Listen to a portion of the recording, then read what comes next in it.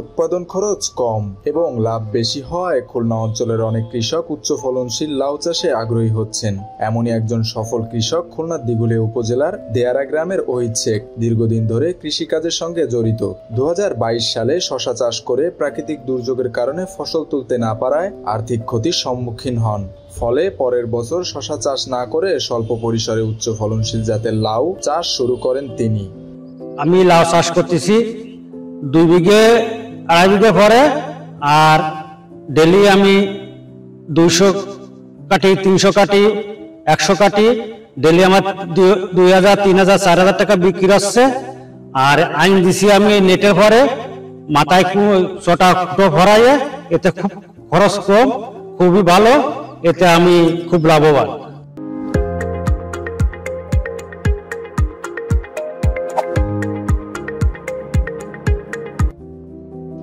এ দফায় লাউ চাষ করে ভালো ফলন হয় তার। আর্থিকভাবেও তিনি লাভবান হন। ফলে উচ্চ ফলনশীল জাতের লাউ চাষে আগ্রহ এবং উৎসাহ দুই বেড়ে যায় এই কৃষকের। পরের বছরও সমপরিমাণ জমিতে উচ্চ ফলনশীল জাতের লাউ চাষ করে লাভবান হন। প্রতিদিন ওই 1000, 2000, 3000, একদিন তো সব বলে না, ওই 2-3 টাকা হয়, আবার 1000 টাকা হয়, 200, 250, 100 এরম কাটা পড়ে প্রতিদিন। চলতি মৌসুমে নিজের 1 বিঘা জমির সাথে অন্যের 10 বিঘা জমি বর্গা নিয়ে 2.5 বিঘা জমিতে বৈজ্ঞানিক উপায়ে উচ্চ ফলনশীল জাতের লাউ চাষ শুরু করেন। এবার স্বাভাবিক ফলনের চেয়ে 2 থেকে 3 গুণ বেশি ফলন হয়েছে। লম্বা এবং গোলাকৃতি 2 জাতের লাউয়ের চাষ করেছেন তিনি। লাউয়ের সাইজ খুব ভালো। প্রতিদিন তার ক্ষেত থেকে 200 থেকে 250 লাউ কাটা হচ্ছে। প্রতিটি লাউ 20 থেকে 25 টাকায় বিক্রি করছেন তিনি।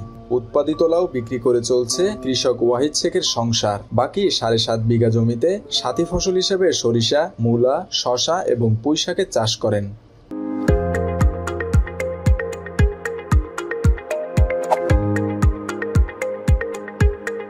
এই মূলো আছে, ফাঁসের গুটি, সরষা আছে, আর লাউ আছে, আবার এই পুঁই শাক বুনতেছি একখানে। এইভাবে আমার এই বিলি 100 বিঘার মতন জমি। ঠিক এই যে জায়গাটা দাঁড়ায় আছে, এখানটাতে প্রায় 4 বিঘা জমির পরে লাউয়ের চাষ করা হয়েছে। এই লাউটা উন্নত মানের লাউ। এই লাউ সাধারণত আমাদের আগে আঙ্গিনা করা হতো। স্বাভাবিক পদ্ধতি আঙ্গিনা করে, আঙ্গিনা পদ্ধতিতে আমরা লাউ চাষ করতাম। ছোট ছোট খন্ড খন্ড আমাদের গ্রামের ভিতরে, বাড়ির ভিতরে ছোট ছোট মাচায় লাউ চাষ করা হতো। সেই উৎপাদন ছিল সীমাবদ্ধ। কিন্তু এখানে আমরা আধুনিক পদ্ধতিতে এখানে প্রতিদিন প্রায় 500 পিস লাউ কর্তন করা হচ্ছে। এই যে হারভেস্টিং হচ্ছে প্রায় 500 পিস লাউ। এই লাউটা স্থানীয় মার্কেটে যাচ্ছে, দূরের মার্কেটেও যাচ্ছে, দেশের বিভিন্ন জায়গায় যাচ্ছে এবং স্থানীয় চাহিদা পূরণ হচ্ছে। এই লাউটি উৎপাদন শুরু হয়ে গেছে প্রায় এখন থেকে আরো 2 মাস আগে থেকে। তো ইতিমধ্যে একটা ভালো পয়সা বেচা কিনা হয়ে গেছে, কিন্তু এখন একটা বাম্পার প্রোডাকশনে আছে। ফসলটা অনবরত চলতে থাকবে। তা এইভাবে বাংলাদেশের বিভিন্ন জায়গায় আমরা কৃষি সেক্টরটাকে যদি আধুনিক ভাবে অত্যন্ত শৃঙ্খলা এবং কৃষি ব্যবস্থাপনা প্রয়োগের মাধ্যমে আমরা যদি এইভাবে চালাতে থাকতে পারি, তাহলে আমাদের বলা যেতে পারে যে আমাদের দেশের মানুষের যে চাহিদা, এই চাহিদা পূরণ হবে। বর্তমান সময়ে আমাদের লাউ খুব দিঘলিয়া, শুধু দিঘলিয়া না, সারা বাংলাদেশে আসলে ব্যাপকভাবে এটার চাষ হচ্ছে। যেহেতু আপনার এটা আমরা মাচা সিস্টেমে করতে পারি।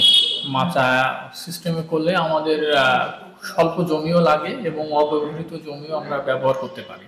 যেমন আমরা ইচ্ছা করলে আমরা পুকুর পাড়ে গাছ লাগাতে পারি এবং পুকুরের পানির উপরে আমরা মাচা দিতে পারি। যে জমিটা ব্যবহারের কৃষিকাজের অনুপযুক্ত, আমরা সেই জমিতে মাচা ব্যবহার করে কিন্তু আমরা লাউ চাষ করতে পারতেছি। লাউয়ের বাজার মূল্য খুবই বেশি, এই জন্য কৃষকরা লাউয়ের দিকে খুব বেশি ধাবিত হচ্ছে।